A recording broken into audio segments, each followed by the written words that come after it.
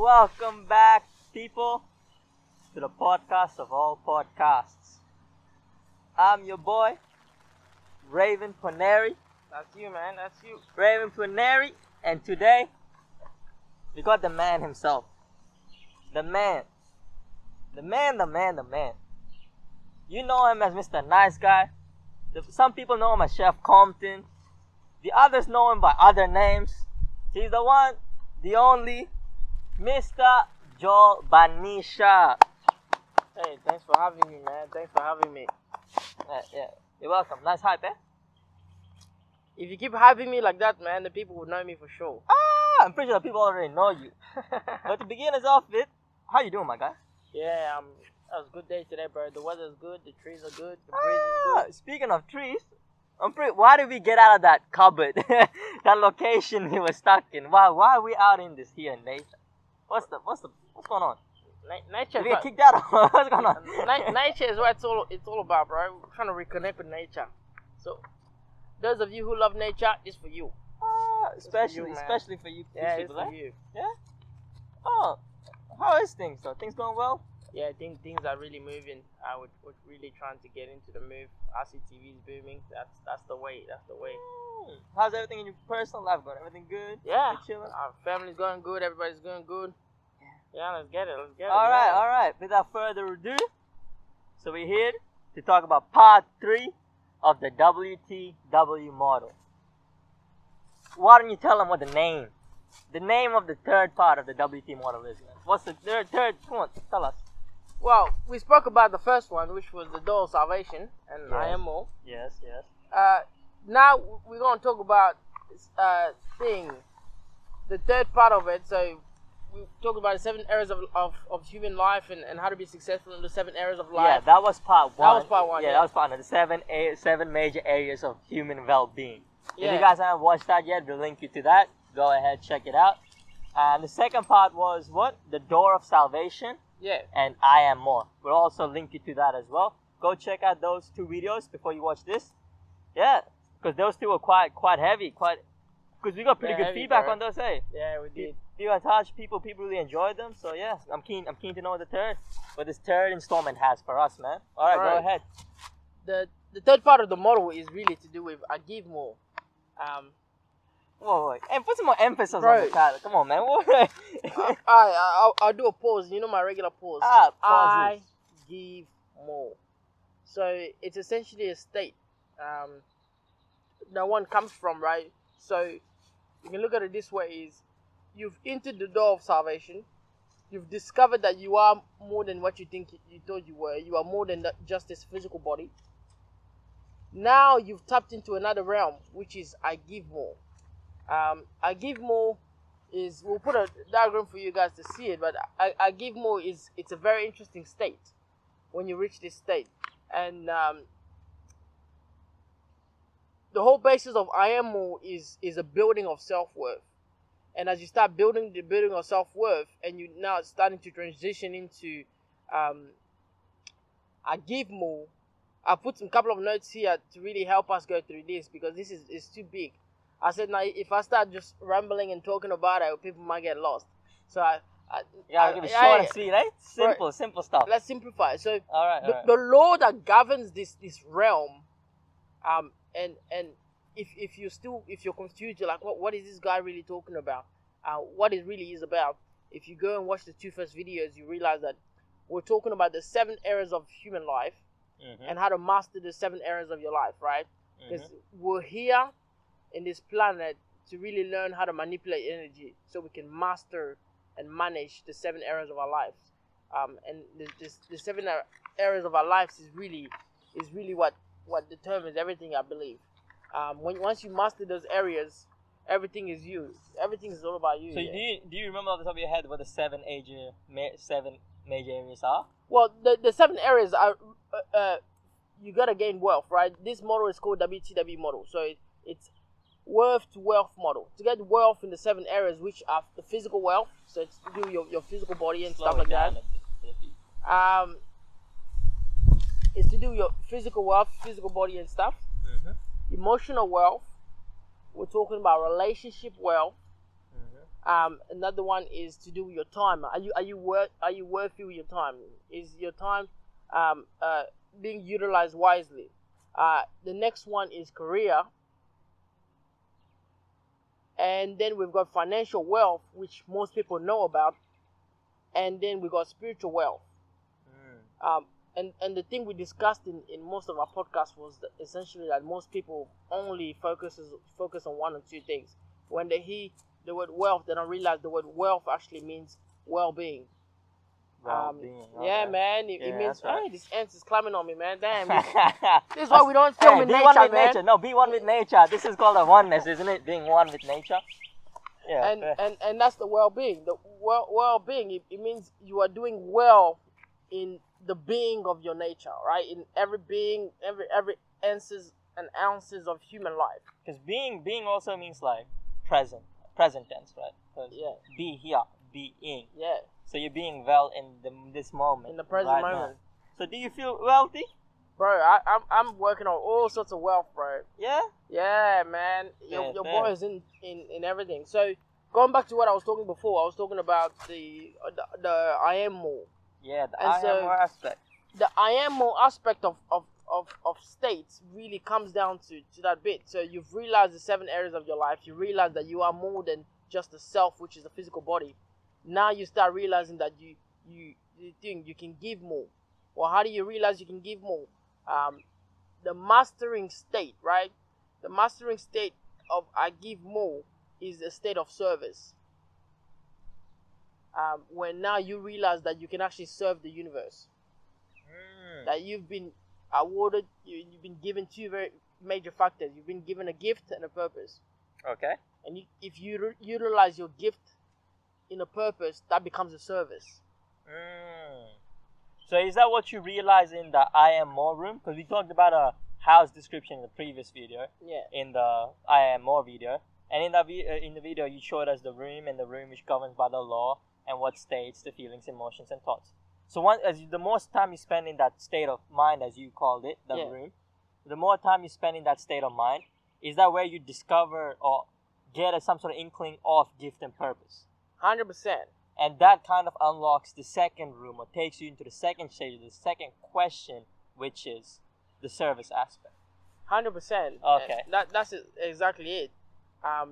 If you see each and every one of these states as rooms,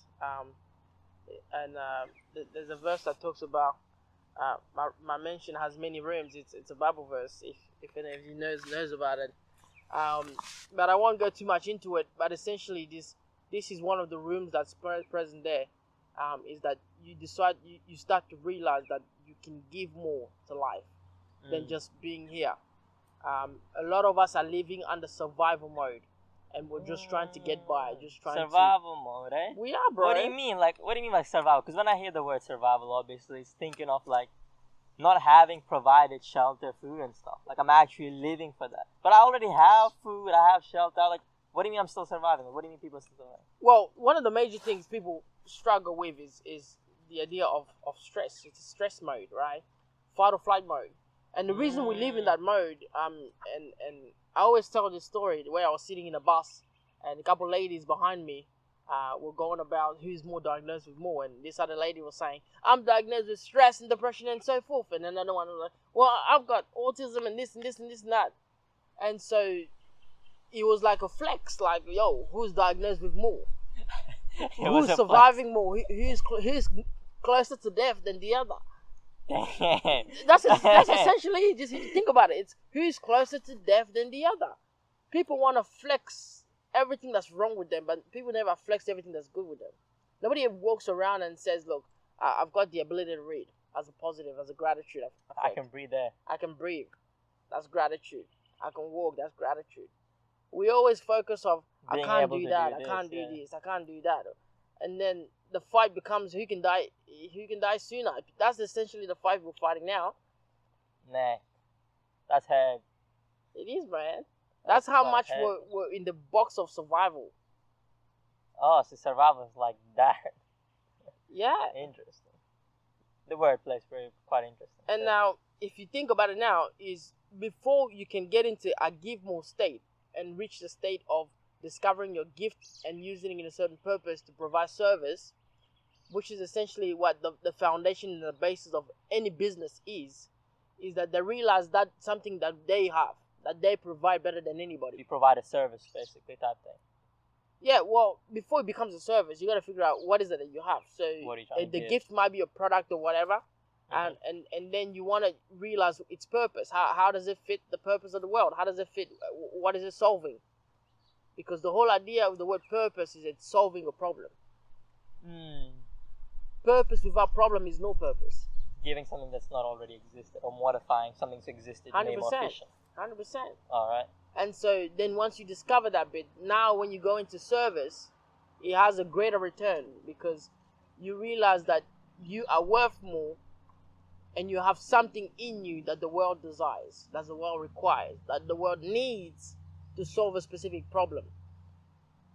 And because of that, you actually don't even need motivation. I see a lot of people come to me and say, oh, motivate me, man, forget it. You don't need motivation when you realize your gift and purpose. Yeah, because funny enough, when I was I think preparing for this, when I was reading this stuff, I thought of the same thing. Like, damn, if you get to this state, motivation is not really necessary because you already have a plan, you already have a fuel, because you know 100%. what you need to do. So what do you need motivation for when you know what needs to be done? Yeah.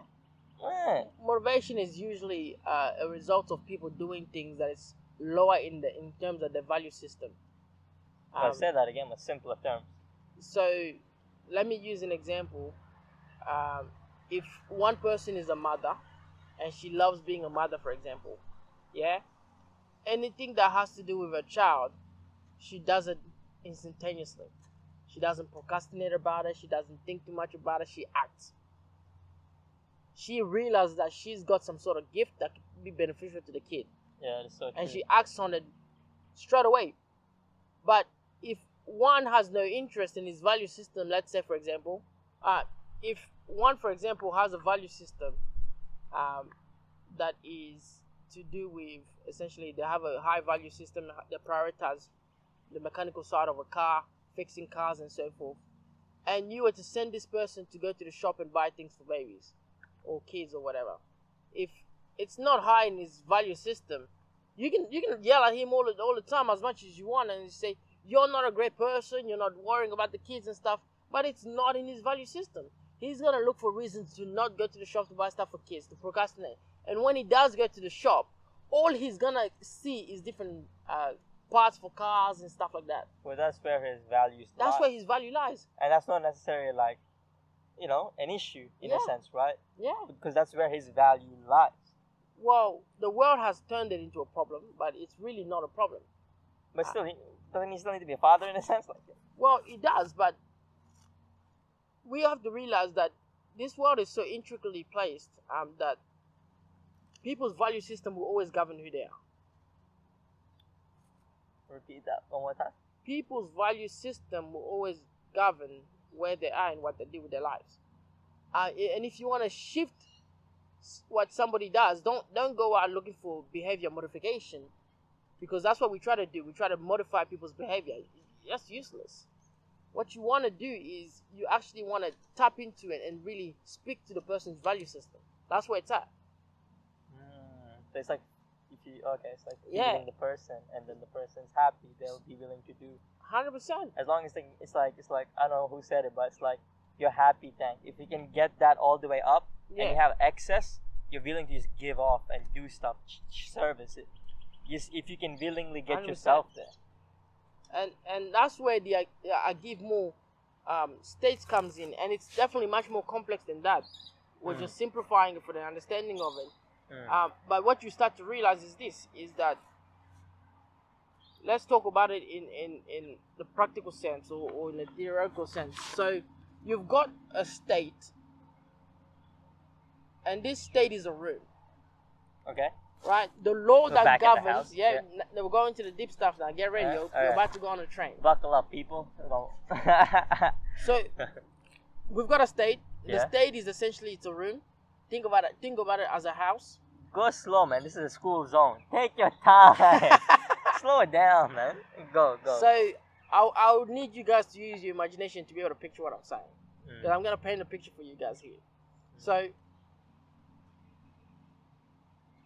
imagine the state of Agivmo. It's essentially, let's say, it's a room, and the room you are standing outside the room, and the room has got a door, right? And the prerequisite to getting in this room is measured by your sense of worth. So think about it. There's a guardian at the door, and the guard is asking you, who are you?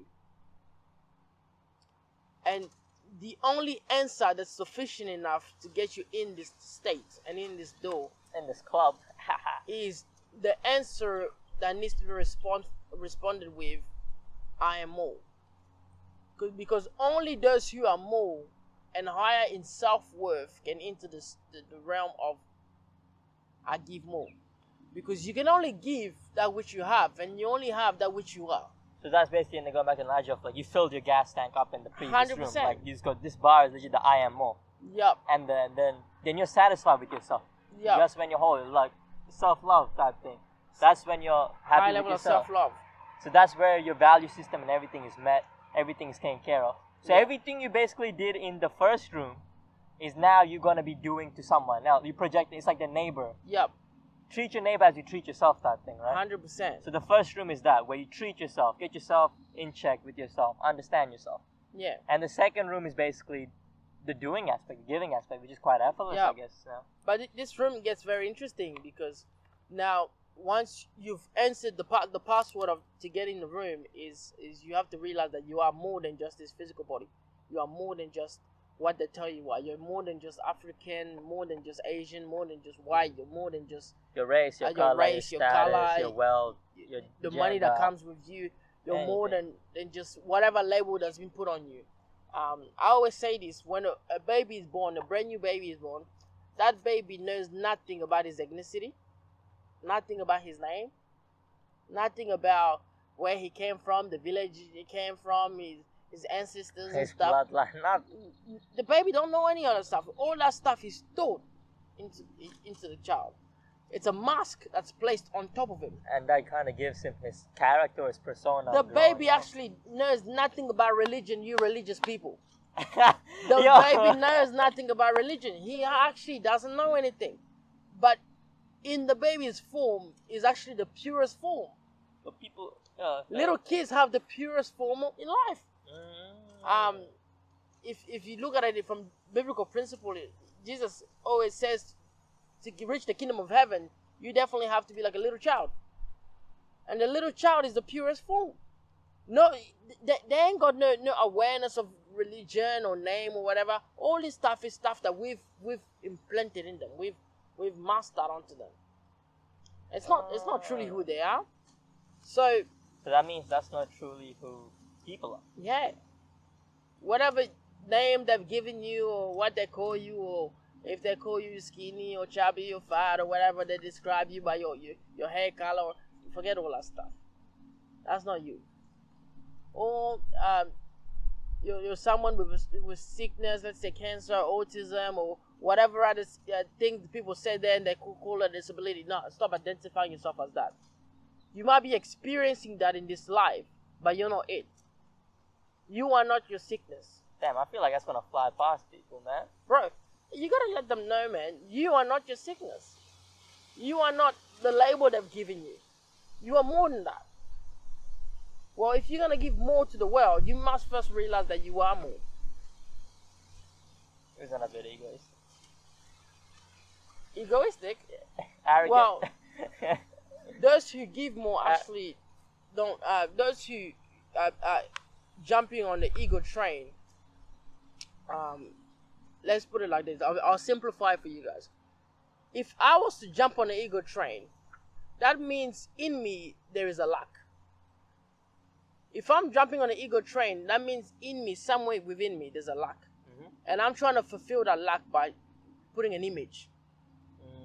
Like a band-aid over something. Essentially, most people that struggle with the ego problem is because they lack something. There's a lack, or they feel a certain level of lack, so they try to cover that lack with, I'm strong, I'm this, I'm that, look at my money, this and that. All that stuff is it's a band-aid, bro. It's a cover-up. We see through you, man. We see through you. We know who you are. Peel that mask of ego off, man, and come do the inner work. Start working on the self so you can realize and actually get filled up.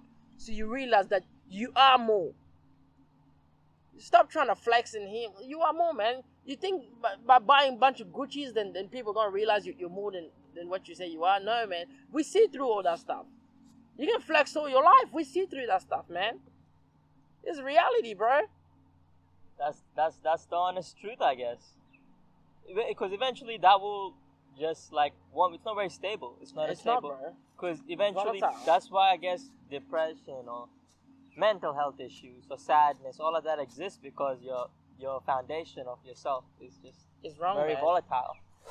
If you fix the foundation of self, everything else shall follow.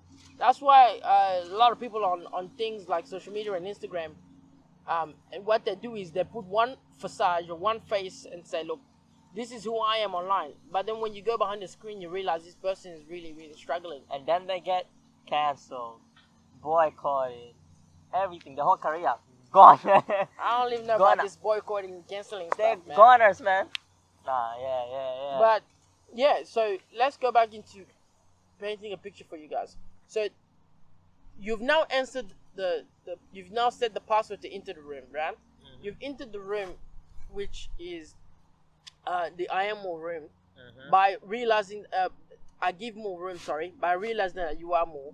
Okay. And as you enter it, there's a law, because every room and every state has a law that governs it. Oh, yep. That's a spiritual fact right there. There's always a governing law that governs one thing, right? And this process, and actually I use the word thing, but that's incorrect. The right word is process, because everything is process. It's not things. That which you call matter is actually a process. That which you call God is actually a process.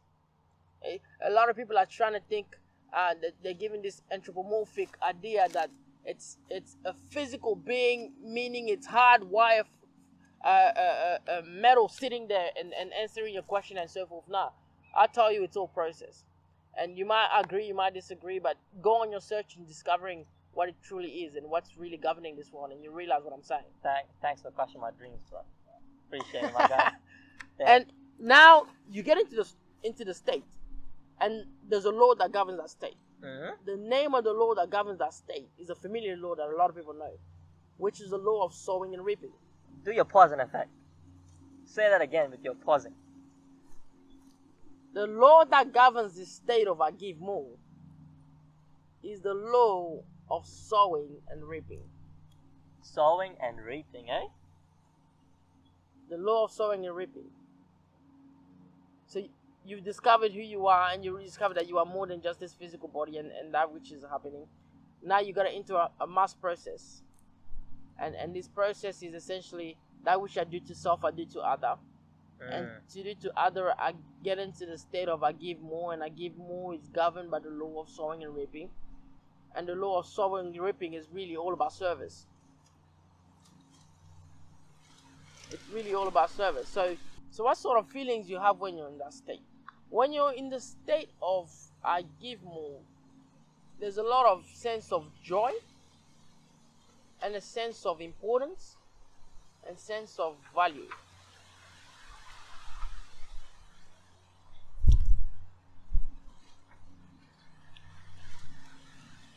Joy, importance, and value, yeah? Yeah. And most of the feelings will be gathered around that, because first you were struggling with self-worth, and you didn't think you were valuable for this in this planet. You identify yourself as little old me, such a huge universe. How can someone so little like I have an impact in such a massive universe? That was where you were standing in before. Now, when you realize that you are more, you realize that you actually have a gift, and you can make use of it in a purpose and be of service. Then there's a sense of value, a sense of recognition, a sense of I am more than what people said I was, that I'm actually valuable. And the say goes this way: those who feel appreciated always do more. That is true. Because as you said, your needs and values have been met. You have so much joy, it gives you energy, right? Like it gives you so much joy, it gives you so much energy, right? It's like that high that people chase for, in a sense. In fact, it is. And that's truth.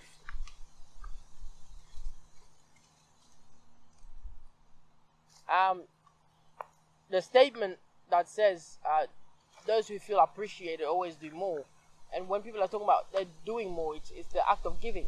They give more into whatever corporation it is, company, whatever. They end up doing a lot more than and they forget about working on the clock and working on the hours. But yeah, as you said, the feeling it's a factor of when you said like it's the reason why people wake up in the morning. Yeah. This is the emphasis of like you wake up being joyful and wanting to do more is because you're ready to give more. Because you found out what you want to give. Yeah, you found out that you actually do have something to give to begin with. And the thing that fuels you in that room is the thoughts of I can make a difference, right? 100%. Yeah, so that's what it comes down to, feeling that you can actually make a difference, that you actually are worth more than you think you are, and there's so many other laws that when the seminar comes in, I'm definitely gonna break through so many of the principles I meant, that when the seminar comes in, I'm gonna break through it in terms of I give more and really make you understand how the law of sowing and reaping does apply to our everyday lives.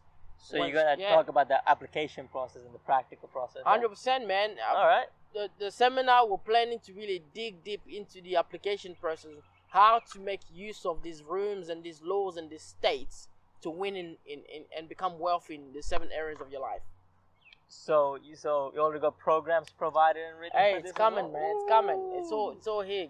Stay tuned. Programs and seminars. Okay, so I guess we've really been working hard to provide you guys the content, the quality that you guys so do deserve. Yeah. To help you, get the 7 major well-being of your life. Become abundant, become wealthy, become well in a human being aspect. Yeah. So I guess that's all for today, folks. Stay tuned for part 4 that's coming soon. Tell them the title of part 4. Tell them what's in the other room. Bro, this is a major law, man. Major? It's Major bro. key. Major key. Hey, another one. Another one. Another one. Oh, hey, this last one here is crazy. Go for it, my guy. Drum roll, please. I have more, they call it. Hey, pause in effect. I have more.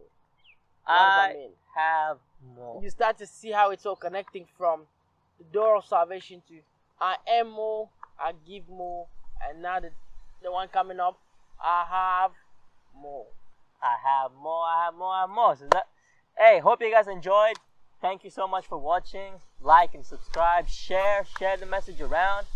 Yeah, thank you very much, people. Have a nice day. Have an amazing time. Take care. You enjoyed our content? Thank you. If you want more, follow us on Spotify, YouTube, Instagram, and our website for more. If you love what we do, support us on Patreon, Subscribestar, Crypto, and all links in the description below. Hey, RCTV, peace out.